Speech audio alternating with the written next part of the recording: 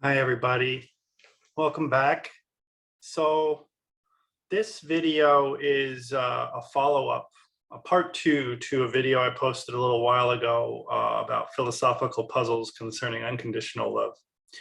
And my thoughts here that I'm going to express today are pretty tentative and based mostly on private reflection and personal experience rather than any substantial academic research or expertise. I'm not a psychologist of marriage and relationships, and my technical academic research in philosophy and philosophical psychology, while focused on emotion, has not really centered in particular on the nature of love, except indirectly through my study of Buddhist moral psychology. And so while I think that the things I'm going to say have some grounding in my professional and intellectual training, I do not claim to be an expert. And so I just say that by way of asking anyone watching this video to take everything that I'm about to say with a rather large grain of salt.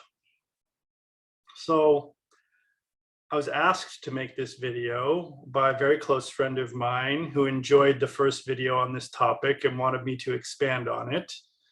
I mentioned that at the outset just to flag that, I'm pretty porous. So if anybody has any requests or things they'd like to see me cover, please don't hesitate to reach out either in the comments or at my email, which is askprofessorsmith@gmail.com.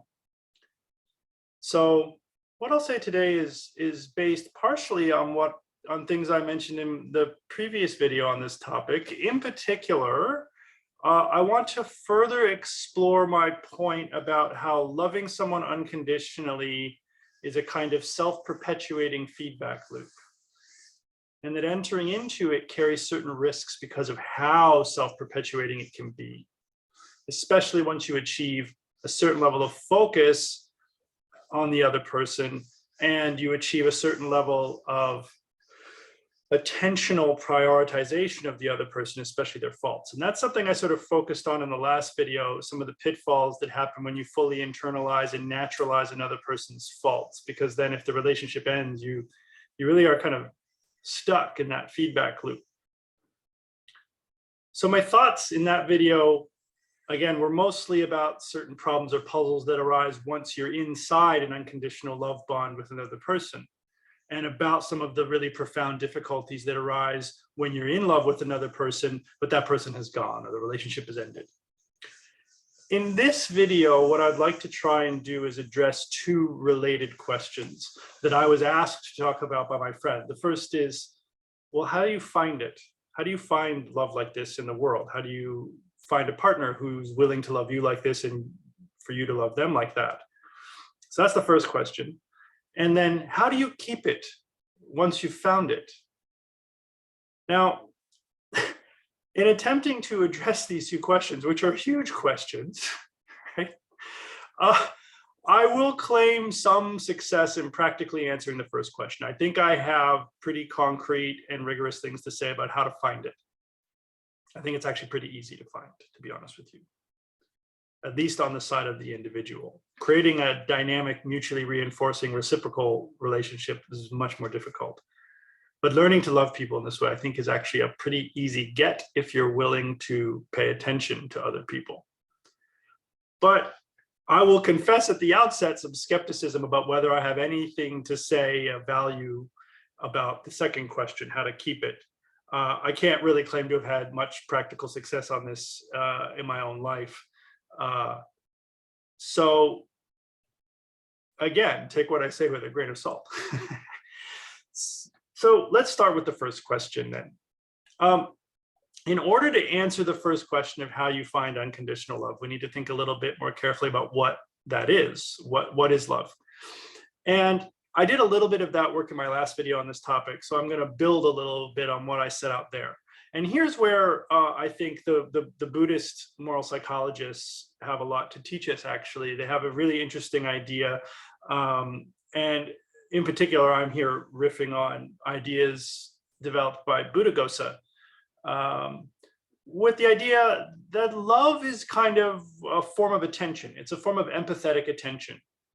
And it's a choice that you make to attend to the other person in a certain way, focusing on certain attributes that they have, which then sets up the self-perpetuating feedback loop that nourishes your feelings, which in turn motivates your attention, which then in turn makes what is lovable about the person even more salient.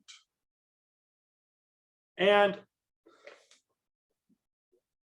so I think a lot of us operate with the understanding that love is a kind of emotional feeling that we have towards another person. And I do agree that certain types of feelings and emotions are a core feature of what love is. But love is not just a thing. It is not just a state. It is not just a feeling. It is a form of life. It is a way of being with another person, which means we need to understand it as a form of action. And the nature of that action, according to Buddhaghosa, is attention, that it is a way of attending to the other person. And one of the cool things about thinking about love as attention is that it helps us avoid pitfalls of loving how another person makes you feel, rather than loving the person themselves. And this is a pitfall that Aristotle was well aware of in his analysis of the love that exists in different types of friendship. And if you're interested in that, I have a video on that on my channel where I go into this in quite a lot of detail. But in brief, the pitfall here is basically in a lot of romantic relationships, especially, but also other forms of relationships, be they family-based relationships or friendships of different sorts. What we think we love is the other person, but what we really love is how they make us feel. And then we become addicted to that feeling, and the person is basically the cause of that feeling.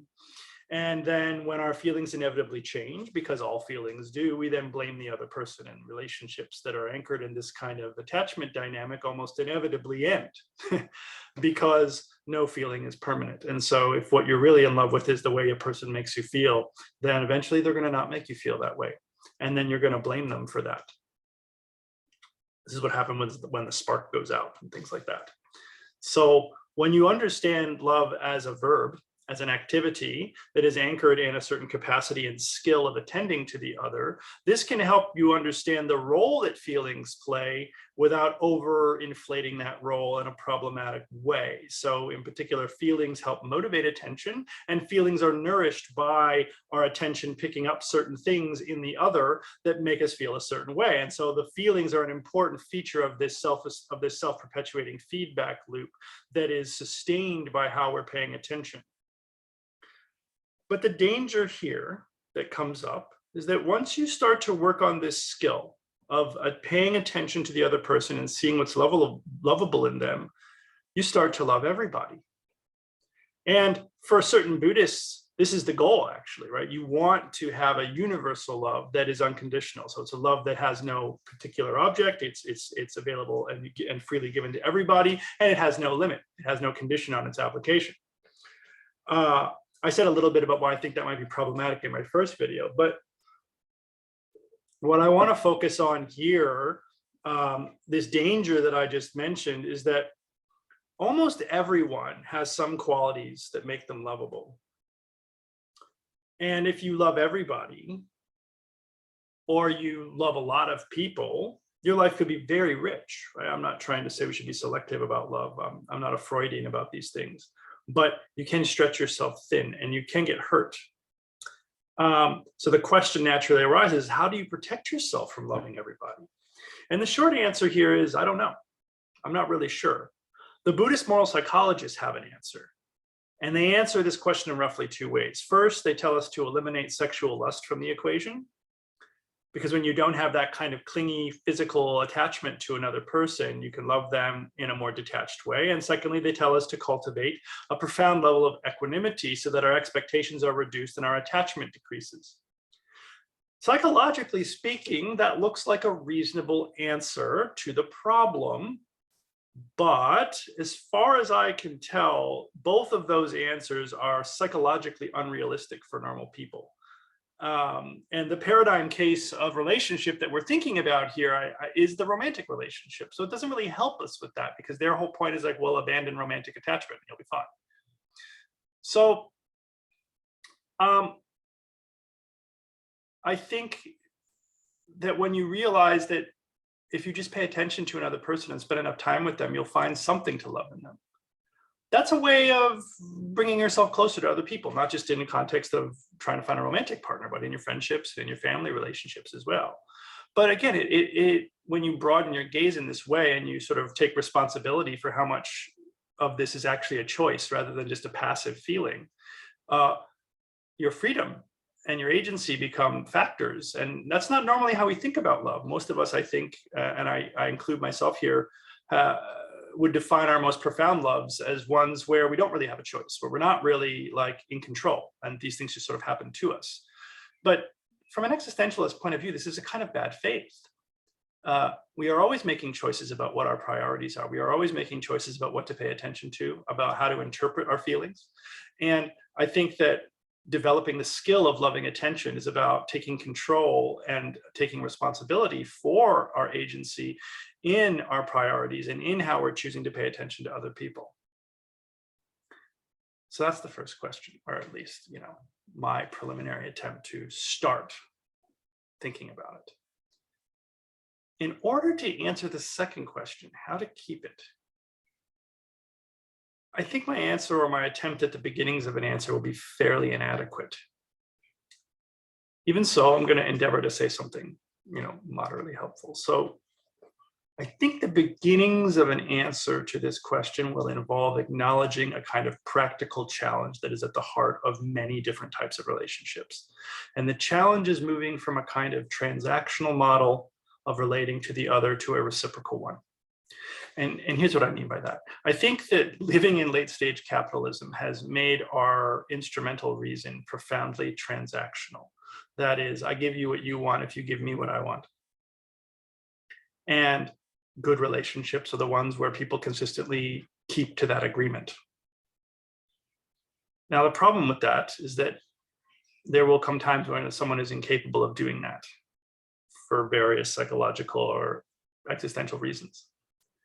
So moving from a transactional model where someone gives what they think the other wants in return for receiving what they want to something where we have what I will call just real reciprocity requires the cultivation of a kind of faith or trust. And that faith or trust, I think, can only be anchored and established by setting up structures of mutual empathetic attention. That's what it is to create trust, so that you don't give to the other in expectation of return. You have needs, of course, that you want to be met by your beloved, but you don't give what you think they need because of what you hope to receive, but because you love them as a person and you want them to be happy.